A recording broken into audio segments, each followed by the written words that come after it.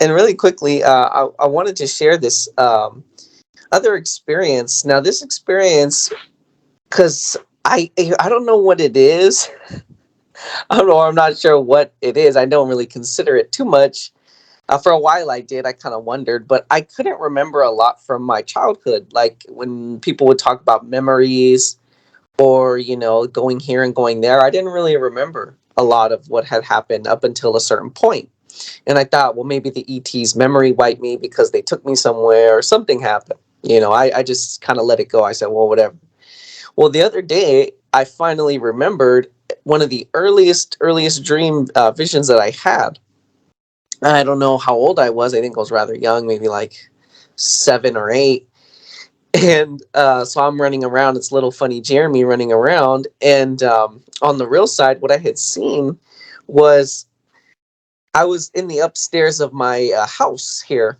And it's the same house, but I was up here on the upstairs floor. And I remember looking down. I remember when I looked down, these men burst into the home, the house here. They kicked the door down. It was these 2 men in black. And when they were kicked the door down, I remember they were looking around the house, and I knew that they wanted to find me and collect me.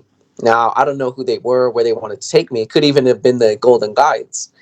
But I remember having this consideration of fear because it reminded me a lot of the movies that I had seen. And so I'm looking over the rail and I see them kicking the door, and then again they come in, and I can see them kind of turn their heads left and right real quick, and they're looking for me.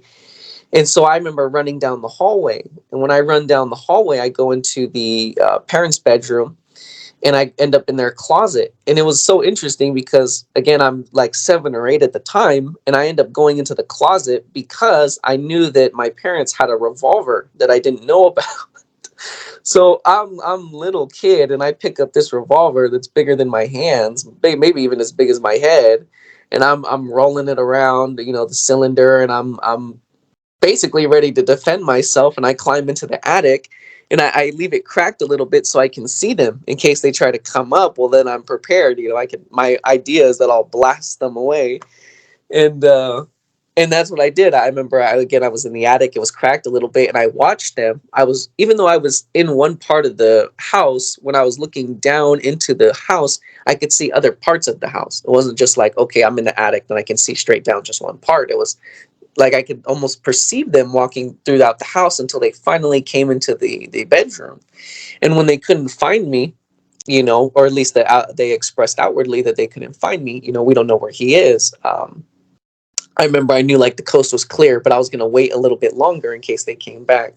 So I thought it was so funny when I remembered that experience. I actually burst out into laughter because I was acting like a little secret agent or something like that. I knew I was prepared to defend myself. I thought that was very interesting, especially being kind of little like that and that big old revolver that's bigger than my head. So yeah, I just wanted to share that. That was kind of fun. Jeremy, yeah, also, I went through the same things. We don't remember far back, but as you start to write your book, just like that, it will show up. Just know that what's coming next will show up. So you'll have those experiences, and then all of a sudden there it is. Again, you don't have to think about it. All life is always on. Just learn to see it. That's it. And then the thinking part, all that thinking part, you can let it go and just see what's going on, and then write what you see, because it will show up.